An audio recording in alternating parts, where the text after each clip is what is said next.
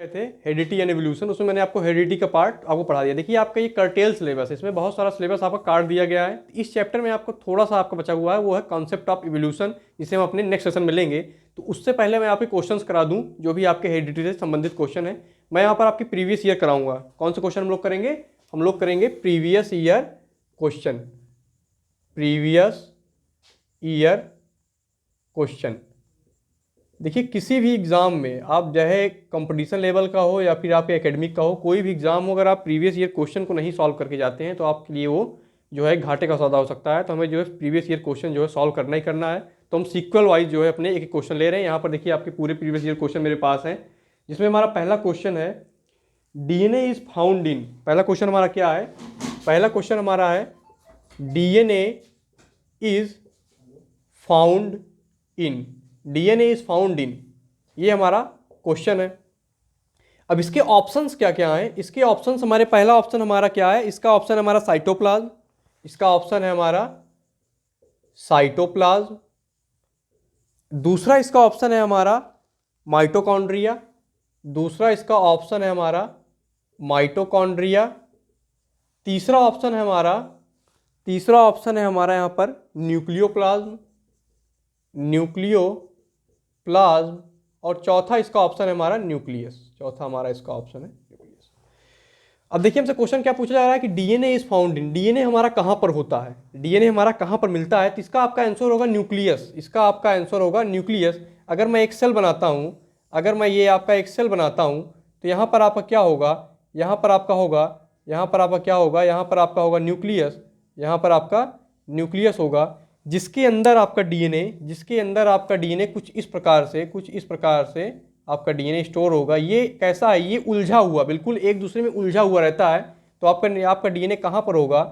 आपका डीएनए कहाँ पर होगा? तो डीएनए आपका होगा न्यूक्लियस के अंदर, न्यूक्लियस के अंदर। तो डीएनए आपका कहाँ है? तो इसका आपका आंसर होगा डीएनए आपका न्यूक्लियस के अंदर है। ये था आपका पहला क्वेश्चन, ये आपका क्वेश्चन नंबर 1 है। अब हम चलते हैं अपने नेक्स्ट क्वेश्चन की तरफ, क्वेश्चन नंबर सेकंड। हमारा क्वेश्चन नंबर सेकंड यहाँ पर क्या है? हमारा क्वेश्चन नंबर सेकंड है who is known as father of genetics.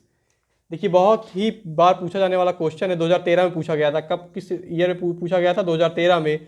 Who is father of genetics, genetics. तो हमें क्या बताना है कि हमें जेनेटिक्स के पिता कौन थे? हमें बताना है कि हमारी जो जेनेटिक्स है, हमारी जो ब्रांच है जेनेटिक्स, देखिए जेनेटिक्स हमारी वो ब्रांच है जिसमें हम हेरिडिटी और वेरिएशन को स्टडी करते हैं। It is a branch of biology in which we study heredity and variation. तो यहाँ पर आपका क्या है? Who is father of genetics. तो इसका आंसर आपका क्या होगा? इसका आंसर होगा ग्रिगोर जॉन मेंडल। क्या होगा इसका आंसर? Grigor John Mendel. तो हमारा क्या इसका आंसर होगा? Grigor John Mendel. यहाँ पर ये आपका 2013 में पूछा गया क्वेश्चन है, ये आपका 2013 में पूछा गया क्वेश्चन है, ये आपका 2013 में पूछा गया क्वेश्चन है, जिसका आंसर क्या होगा? Grigor John Mendel.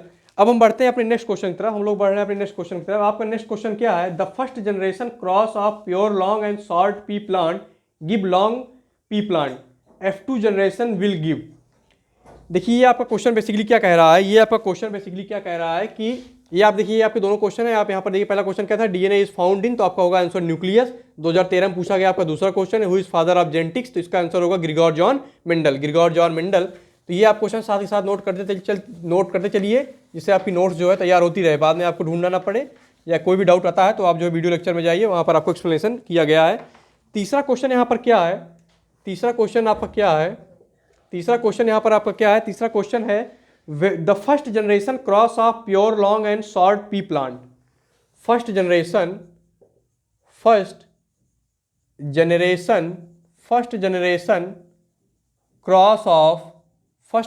Cross of pure long and short P plant, pure long and short P plant gives long plant. What is the F2 generation will give? what is the phenotype of F2 generation plant. ये question आपका पूछा गया है, ये question आपका जो है पूछा गया है 2017 में, 2017 में ये क्वेश्चन आपसे पूछा गया है। देखिए इस क्वेश्चन में क्या कह रहा है कि first generation cross of pure long and short P plant. हम जब प्योर लॉन्ग, प्योर टॉल और डॉर्फ प्लांट के बीच में क्रॉस कराते हैं तो हमें F1 जनरेशन में सारे प्लांट्स कैसे मिलते हैं? हमें F1 जनरेशन में सारे प्लांट्स कैसे मिलते हैं? सारे प्लांट टॉल मिलते हैं F1 जनरेशन में। यही कह रहा है first generation cross of pure long and short P plant gives long plant. हमें F1 में कैसे मिल रहे हैं? सारे प्लांट टॉल मिल रहे हैं। What is the phenotype of F2 generation plant? अब हमें इसका क्रॉस कराना है F2 जनरेशन में कौन कौन से प्लांट्स होंगे, तो हम यहाँ से इसका क्रॉस कराएंगे, यहाँ से हम सेल्फिंग कराने के बाद हमें जो मिलेगा, सेल्फिंग कराने से यहाँ पर दो गैमीट्स हम बना लेंगे, दो गैमीट्स आप बना लीजिए, दो गैमीट्स आप बना लेंगे, कैपिटल टी स्मॉल टी। जब आप इसका क्रॉस कराएंगे पूनट स्क्वायर बना करके, तो यहाँ पर आपको क्या देखने को मिलेगा? तो यहाँ पर आपको टॉल प्लांट भी मिलेंगे और आपको डॉर्फ प्लांट भी मिलेंगे। तो इसका आंसर हमारा क्या होगा? इसका आंसर हमारा होगा इन F2 generation both long and short, ये इसको हम थोड़ा सा और बेहतर लैंग्वेज में लिखते हैं, tall and dwarf, both tall and dwarf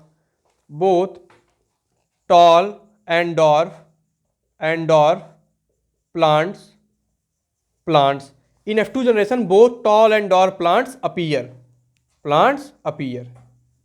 हम जब F2 जनरेशन में, देखिए F1 जनरेशन में हमें सारे प्लांट्स टॉल मिल रहे थे, लेकिन F2 जनरेशन में हमें दोनों प्लांट्स मिलेंगे जिसमें आपके तीन तो टॉल होंगे और एक कैसा होगा? एक आपका डॉर्फ होगा, तीन आपके टॉल होंगे और एक आपका डॉर्फ होगा। ये था आपका क्वेश्चन नंबर 3। ये कौन सा क्वेश्चन था आपका? ये था आपका क्वेश्चन नंबर 3। तो आप लोग साथ के साथ क्वेश्चन नोट करते चलिए। अब हम बढ़ रहे हैं अपने नेक्स्ट क्वेश्चन की तरफ। ये आपका क्वेश्चन यहाँ पर क्या है? Which of the following genotype represent pure round seed. आपका नेक्स्ट क्वेश्चन क्या है? हम लोग बढ़ रहे हैं अपने नेक्स्ट क्वेश्चन की तरफ, बढ़ रहे हैं। हमारा क्वेश्चन यहाँ पर क्या कह रहा है? Which of the following genotype, क्या है आपका question? Which of the following genotype, question हम लोग यहाँ पर लिख रहे हैं, which of the following genotype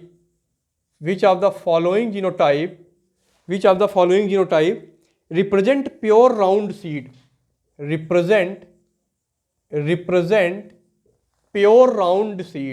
क्या आपको बताना है? Pure round seed. अब इसके ऑप्शंस हम लोग लिख लेते हैं। इसके ऑप्शंस क्या क्या हैं? इसके ऑप्शंस है आपका पहला स्मॉल टी, पहला आपका है स्मॉल टी, दूसरा आपका है कैपिटल टी स्मॉल टी, तीसरा है आपका स्मॉल टी कैपिटल टी, और चौथा आपका क्या है? वो है कैपिटल आर। ये क्वेश्चन आपका पूछा गया है 2019 में, या आपका क्वेश्चन पूछा गया है 2019 में। अब देखिए यहाँ पर क्या कह रहा है? Which of the following genotype, हमें क्या बताना है? जीनोटाइप, जेनेटिक कंपोजिशन हमें बताना है, हमें जीनोटाइप, हमें एलील्स बताने हैं, हमें जो दोनों एलील्स होंगे वो बताने हैं। Represent which of the following genotype represent pure round seed, pure की बात यहाँ पर कर रहा है, प्योर राउंड सीड। अब देखिए प्योर का मतलब जो होता है, इसका एक्सप्लेनेशन आप समझिए। प्योर का मतलब होता है होमोजाइगस। प्योर का मतलब क्या होगा? होमोजाइगस, जिसमें दोनों एलील्स क्या हो? सेम हो। बोथ एलील्स आर सेम, जिसमें दोनों एलील्स सेम हो। अब हमें बताना है, प्योर का मतलब हो गया होमोजाइगस, जिसमें दोनों एलील्स सेम हो। हमें बताना है which of the following genotype represent pure round seed. अब देखिए यहाँ पर दो ऐसे हैं जिनमें दोनों एलील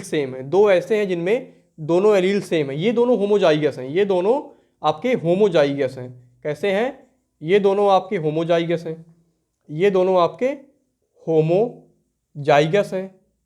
तो तो प्योर की बात कर रहा है तो ये दोनों तो हो ही नहीं सकते, क्योंकि ये आपके हेट्रोजाइगस हैं, ये आपके हेट्रोजाइगस है, तो इन्हें तो हम पहले ही एलिमिनेट कर देते हैं, इन्हें हम पहले ही कट कर दे रहे हैं, ये आपके हो ही नहीं सकते। तो आपका देखिए होमोजाइगस होगा, आपका होमोजाइगस होगा, और हमें बताना है which of the following genotype represent pure round seed, हमें प्योर राउंड सीड को बताना है। तो आपको पता है कि जो स्मॉल टी होता है, ये होता है आपका ड्वार्फ प्लांट के लिए, ये हम ड्वार्फ प्लांट के लिए लेते हैं। किसके लिए लेते हैं? ड्वार्फ प्लांट के लिए, ये हम ड्वार्फ प्लांट के लिए लेते हैं। जब हम हाइट में क्रॉस कराते थे तो हम इसे देखिए स्मॉल टी हम ड्वार्फ प्लांट के लिए लेते थे। तो हमारा आंसर क्या होगा? कैपिटल आर, हमारा ये आंसर होगा कैपिटल आर। राउंड सीड के लिए, प्योर राउंड सीड के लिए हम क्या लेंगे? Capital R. अगर हम प्योर रिंकल्ड सीड की बात करते, अगर हम प्योर रिंकल्ड सीड हमसे पूछता तो हम यहाँ पर स्मॉल आर लेते। ये था आपका क्वेश्चन नंबर 4, ये आपके क्वेश्चन नंबर 4 था। ये आप लोग जो क्वेश्चन लिखते चलिए, हम चल रहे हैं अपने नेक्स्ट क्वेश्चन की तरफ। हमारा क्वेश्चन नंबर 5वां, हम 5वें क्वेश्चन तरफ बढ़ रहे हैं। देखिए हमारा 5वां क्वेश्चन है, according to Mendel genotype of a dwarf pea plant is. According to Mendel, क्या है हमारा question? According to Mendel genotype of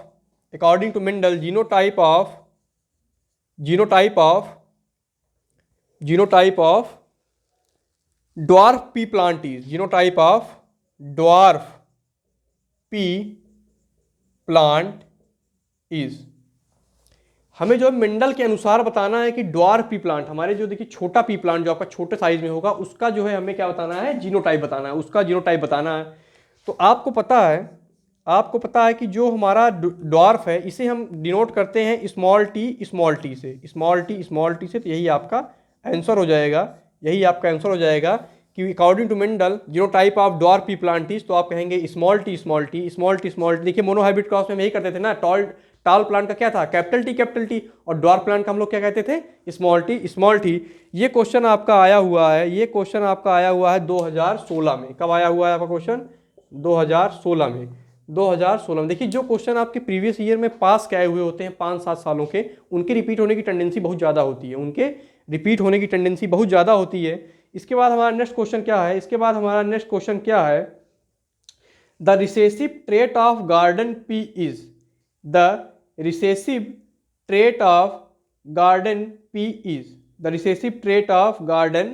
is. देखिए हमें क्या बताना है, हम यहाँ पर इसको इरेज कर रहे हैं, अपने नेक्स्ट क्वेश्चन लिखेंगे। हमें क्या बताना है कि recessive trait of garden pea is.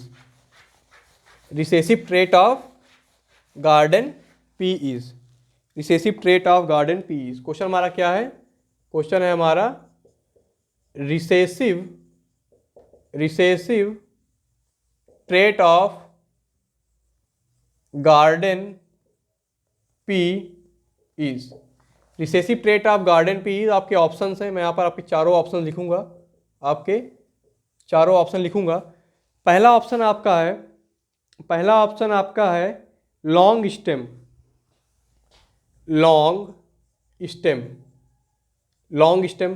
दूसरा आपका यहाँ पर ऑप्शन है रिंकल्ड सीड।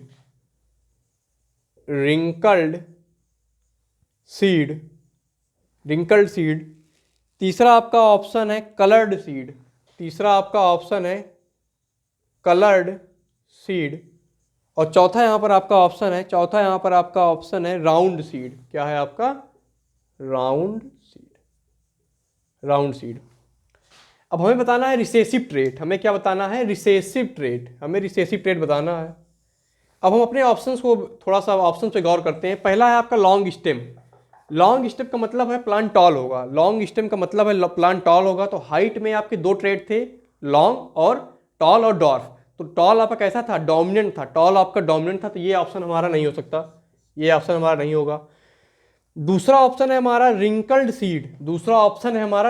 सीड। देखिए सीड शेप आपका पी का कैरेक्टर था। पी प्लांट में आपका एक कैरेक्टर में लिया था सीड शेप, उसके 2 थे। पहला था आपका राउंड सीड डोमिनेंट था। दूसरा था आपका रिंकल्ड सीड आपका रिसेसिव था। तो हमारा आंसर यही होगा कि recessive trait of garden pea is wrinkled seed. आपका आंसर क्या होगा? Second, wrinkled seed. तीसरे बात कर लेते हैं करेक्टर सीड, कलर्ड कोई ट्रेट ही नहीं है, अगर इसमें येलो ग्रीन बताया होता तो हम बता पाते। और चौथा है हमारा राउंड सीड हमारा कैसा है? डोमिनेंट है। डोमिनेंट ट्रेट है, डोमिनेंट ट्रेट है, राउंड सीट हमारा डोमिनेंट ट्रेट है। तो हम अब बढ़ते हैं अपने नेक्स्ट क्वेश्चन की तरफ, हम लोग अपने नेक्स्ट क्वेश्चन की तरफ बढ़ते हैं। ये क्वेश्चन आपका आया था, ये क्वेश्चन मैं आपको बता दूं, ये क्वेश्चन आपका आया था 2016 में। ये क्वेश्चन भी यहाँ पर कब आया था? 2016 में आया था। हम बढ़ते हैं अपने नेक्स्ट क्वेश्चन की तरफ, हम लोग बढ़ रहे हैं अपने नेक्स्ट क्वेश्चन की तरफ। हमारा नेक्स्ट क्वेश्चन क्या है? What is the genotypic ratio of monohybrid cross? हमारा नेक्स्ट क्वेश्चन क्या है? What is the genotypic ratio of monohybrid cross?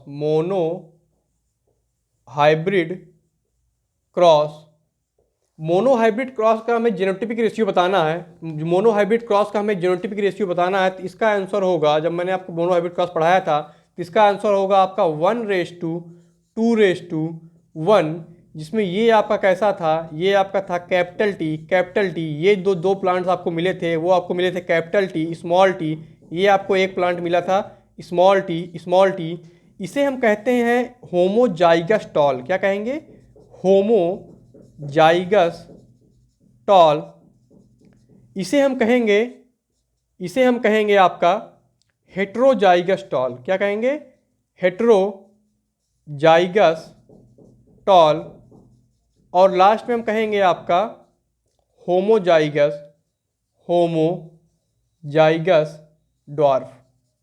तो यहाँ पर क्वेश्चन को हम लोग क्या देख रहे हैं? What is the genotypic ratio of monohybrid cross? तो आप सिंपली क्या कहेंगे? 1:2:1, जिसमें आपका एक कैसा है? होमोजाइगस टॉल, दो आपके हेट्रोजाइगस टॉल, और एक आपका होमोजाइगस ड्वार्फ। ये क्वेश्चन आपका पूछा गया है, 2016 में। ये सारे क्वेश्चन आपके भी 2016 के चल रहे हैं। ये क्वेश्चन आपका पूछा गया है 2016 में। तो हम लोग बढ़ते हैं अपने नेक्स्ट क्वेश्चन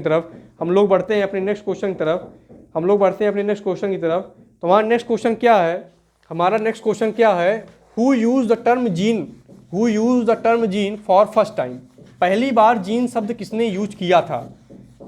देखिए, ये जो क्वेश्चन है, ये आपके सारे प्रीवियस ईयर हैं, बहुत ही ज़्यादा इंपॉर्टेंट क्वेश्चन है, ये सारे आपके बहुत ही ज़्यादा इंपॉर्टेंट क्वेश्चन है। तो हमारा नेक्स्ट क्वेश्चन क्या है? Gene word was first used by.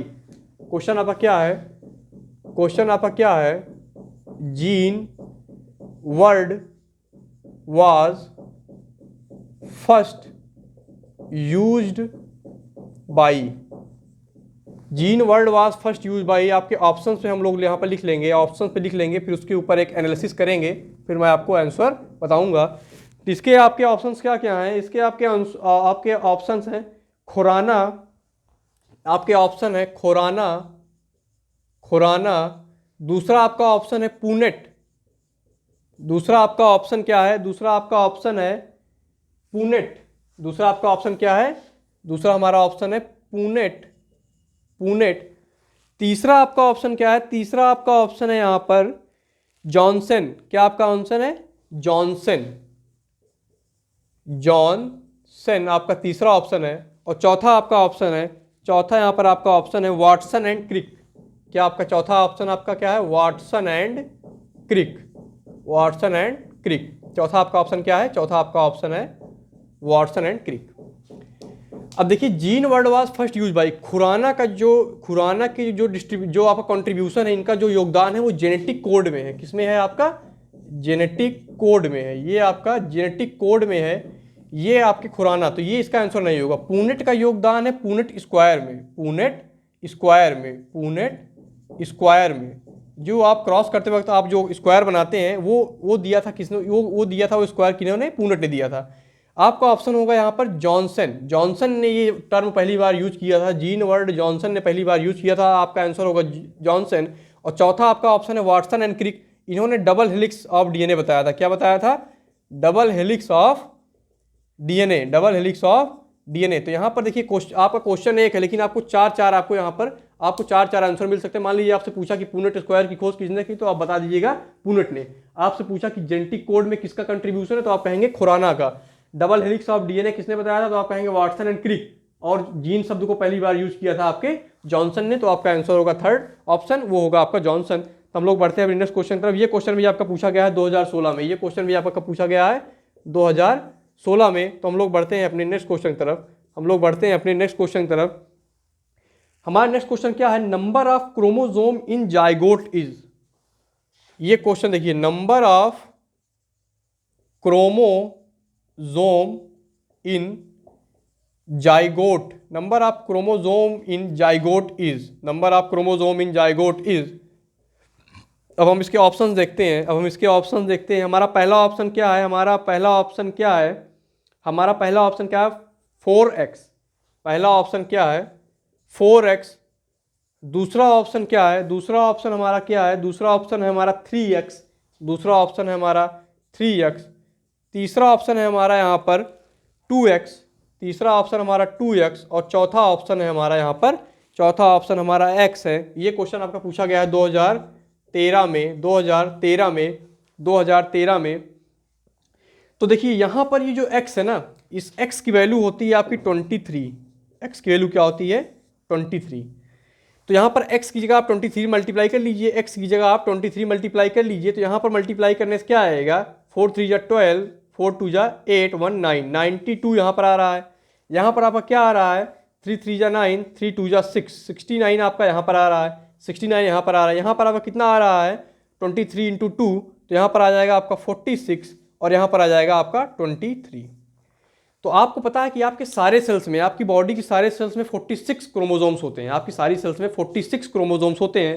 तो यहाँ पर आपका आंसर क्या हो जाएगा, यहाँ पर आपका आंसर क्या हो जाएगा, यहाँ पर आपका आंसर हो जाएगा 2x। तो number of chromosome in zygote is 2x। x की वैल्यू आपकी क्या होती है, x की वैल्यू होती है आपकी 23, x की वैल्यू आपकी 23 होती है। इसको ये देखिए, ये आपके 46 क्रोमोजोम को डिनोट करने का एक तरीका है। 46 chromosome is equal to 2x, और आपको बहुत जगह बहुत सारी किताबों में मिलेगा 2n। ये n और x की जो वैल्यू होती है ये आपकी 23 होती है, n और x की वैल्यू आपकी 23 होती है। अब देखिए हम थोड़ा सा यहाँ पर आपका कॉन्सेप्ट बिल्डअप मैं कर रहा हूँ कि ये जाइगोट की बात कर रहा है, ये आपके जाइगोट की बात कर रहा है। अब मान लीजिए ये एक मेल है, ये एक मेल है और ये एक फीमेल है। मेल के पास टेस्टिस होती है, मेल के पास क्या होगी टेस्टिस, मेल के पास टेस्टिस है। फीमेल के पास क्या है, फीमेल के पास आपकी ओवरी है, फीमेल के पास आपकी ओवरी है। टेस्टिस में जो डिवीज़न होगा, मैंने आपको बताया था कि टेस्टिस में क्या होते हैं, टेस्टिस में होते हैं आपके जर्मिनल सेल्स, जिनमें क्रोमोसोम का नंबर कितना है 46। ओवरी में भी आपके क्या है, ओवरी में भी आपके जो है जर्मिनल सेल्स हैं, क्या है जर्मिनल सेल्स, इनमें भी क्रोमोसोम का नंबर क्या है 46। अब ये डिवाइड करते हैं, जब ये गैमीट्स बनाएंगे, तो गैमीट्स में जो है आपके क्रोमोसोम का नंबर क्या हो जाता है हाफ। मैंने आपको बताया था कि जर्मिनल सेल में जब भी डिवीजन होगा तो क्रोमोसोम का नंबर हाफ हो जाएगा।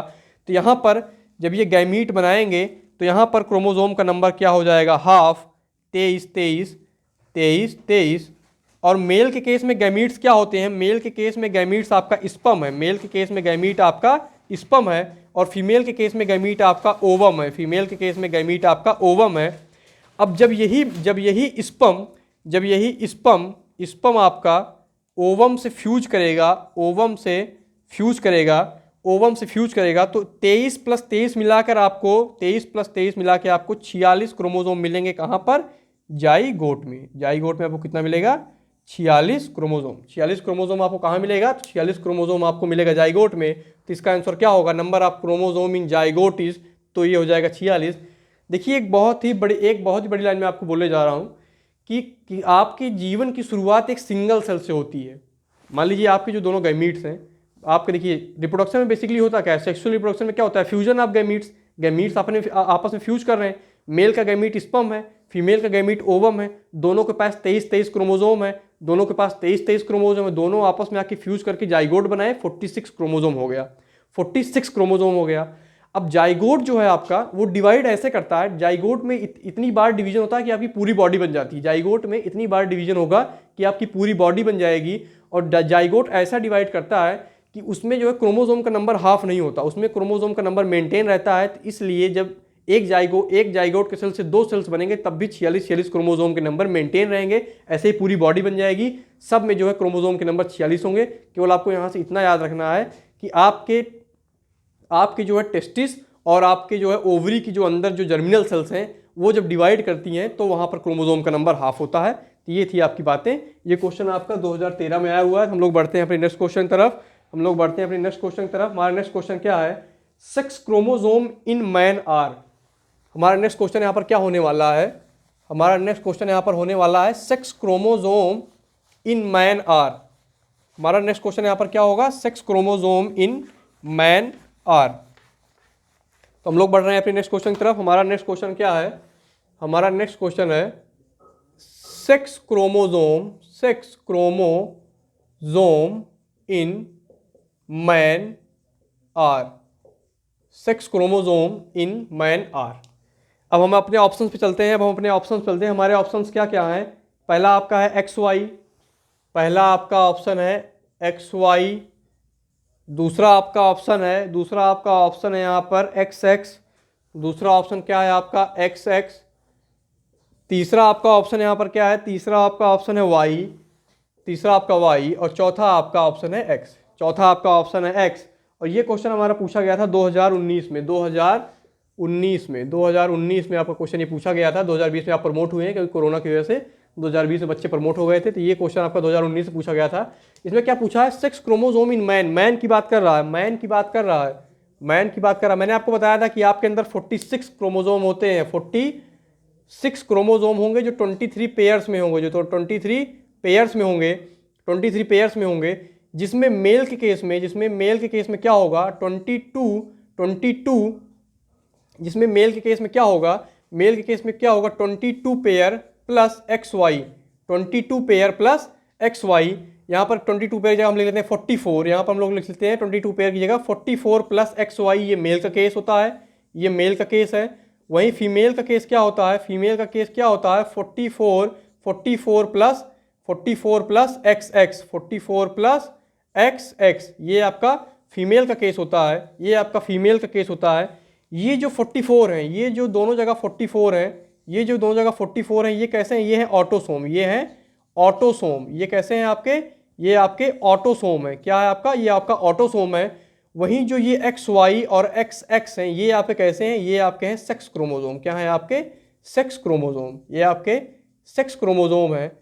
तो आप यहाँ आसानी से देख पा रहे हैं कि मेल के केस में आपका सेक्स क्रोमोसोम क्या है, XY। तो आपको XY ऑप्शन में दिख रहा होगा, तो हमारा आंसर होगा XY, sex chromosome in man are XY, sex chromosome in man are XY। अब हम बढ़ते हैं अपने नेक्स्ट क्वेश्चन तरफ। हमारा नेक्स्ट क्वेश्चन यहाँ पर क्या है, हमारा नेक्स्ट क्वेश्चन यहाँ पर क्या है, हमारा नेक्स्ट क्वेश्चन क्या होने वाला है, the branch of science which deal with the study of heredity and variation. हमारा नेक्स्ट क्वेश्चन यहाँ पर क्या है, हमारा नेक्स्ट क्वेश्चन यहाँ पर क्या है, द ब्रांच ऑफ साइंस, हमारा नेक्स्ट क्वेश्चन है the branch of science which deals with the study of heredity and variation। हमसे यहाँ पर क्वेश्चन क्या पूछा जा रहा है कि विज्ञान की वह शाखा जो क्या पढ़ती है, जो जिसमें हम हेरिडिटी और वेरिएशन को पढ़ते हैं, उसे हम क्या कहते हैं, तो आपका आंसर होगा जेनेटिक्स। क्या होगा आपका आंसर, होगा जेनेटिक्स, ये क्वेश्चन आपका 2011 में पूछा गया क्वेश्चन है, ये आपका 2011 में पूछा गया क्वेश्चन है, तो ये आपका इसका आंसर होगा जेनेटिक्स। अब हम लोग बढ़ते हैं अपने नेक्स्ट क्वेश्चन की तरफ। हमारा नेक्स्ट क्वेश्चन जो है वो NCERT एग्जाम्पलर का क्वेश्चन है। हमारा नेक्स्ट क्वेश्चन जो है वो NCERT एग्जाम्पलर का क्वेश्चन है। NCERT एग्जाम्पलर का क्वेश्चन है, the maleness of a child is determined by. हमारा नेक्स्ट क्वेश्चन क्या है, the maleness of a child is determined by, ये हमारा क्वेश्चन है। अब हम बात करते हैं इसके ऑप्शंस पे। अब हम क्या बात करेंगे, इसके ऑप्शंस पे बात करेंगे और हम इस पर एक एनालिसिस करके आपको आंसर बताएंगे। चारों ऑप्शन को हम एक बार डिटेल में देखेंगे। तो पहला हमारा ऑप्शन क्या है, इसमें पहला हमारा ऑप्शन है the X chromosome in the zygote. आपका पहला ऑप्शन क्या है, द एक्स क्रोमोजोम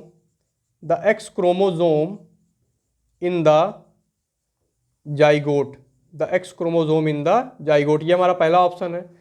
दूसरा ऑप्शन हमारा यहाँ पर क्या है, दूसरा ऑप्शन है the Y chromosome in the zygote. क्या आपका दूसरा ऑप्शन क्या है, the Y chromosome in the zygote, the Y chromosome in the zygote. तीसरा हमारा ऑप्शन क्या है, the cytoplasm of germ cell which determine the sex, the cytoplasm of the germ cell which determine the sex, the cytoplasm of germ cell which determine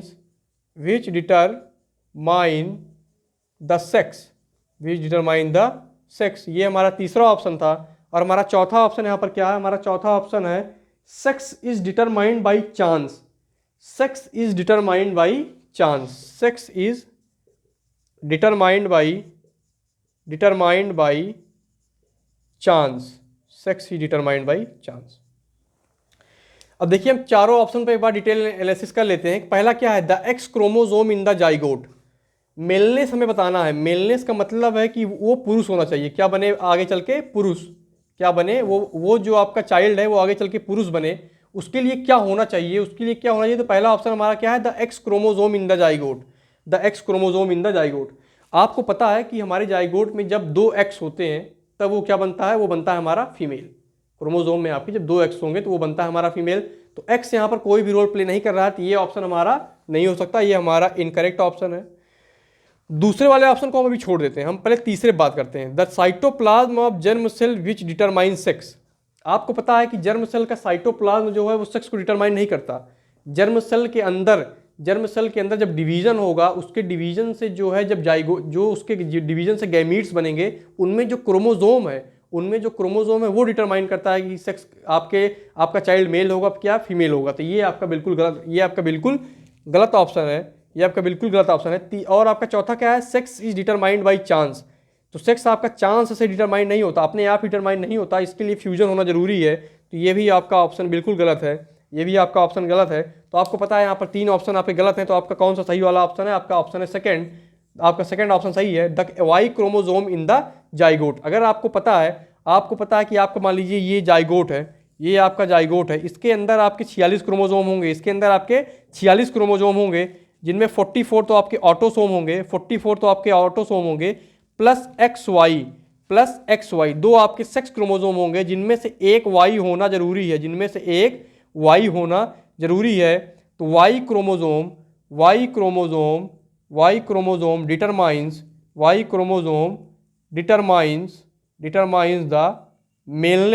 the maleness of a child, Y chromosome determines the maleness of a child. तो हमारा answer क्या होगा, तो हमारा answer होगा second. तो ये थे आपके सारे क्वेश्चन जो आपके प्रीवियस ईयर में इस वाले पोर्शन से पूछे गए हैं, हेरिडिटी से। तो हेरिडिटी से आपके जितने भी एमसीक्यूज आप अभी तक प्रीवियस ईयर में पूछेंगे वो मैंने आपको सारे करा दिए हैं। अब मैं आपको जो है थोड़े कुछ आने वाले टॉपिक्स में आपको शॉर्ट क्वेश्चन कराऊंगा, लॉन्ग क्वेश्चन कैसे लिखना है उसका मैं तरीका बताऊंगा, और हम लोग अपना सेकंड पार्ट देखेंगे इवोल्यूशन। तो यहाँ तक आपके कोर्स का, आपके 10th के सिलेबस का, देखिए आपके 10th का सिलेबस का लगभग 60% मैंने कंप्लीट करा दिया है लाइफ प्रोसेस और इस चैप्टर में। इसके बाद आपका केवल एक चैप्टर और बचता है, जिसमें हम sexual reproduction, mode of reproduction पढ़ेंगे। उसके बाद मेरा बायोलॉजी का पोर्शन आपका बिल्कुल कंप्लीट हो जाएगा। तो आप लोग जो है देखिए सिलेबस की टेंशन मत लीजिए, आप लोग बहुत तरीके से मैसेज करते हैं, कोई भी डाउट हो तो आप जो है पूछ लीजिए, या फिर 1 आध दिन में लाइव क्लास लेकर के आपके डाउट सॉल्व कर दूंगा। तो यहाँ तक आप लोग पढ़ते रहिए, फिर हम अपने नेक्स्ट सेशन में देखेंगे इवोल्यूशन को।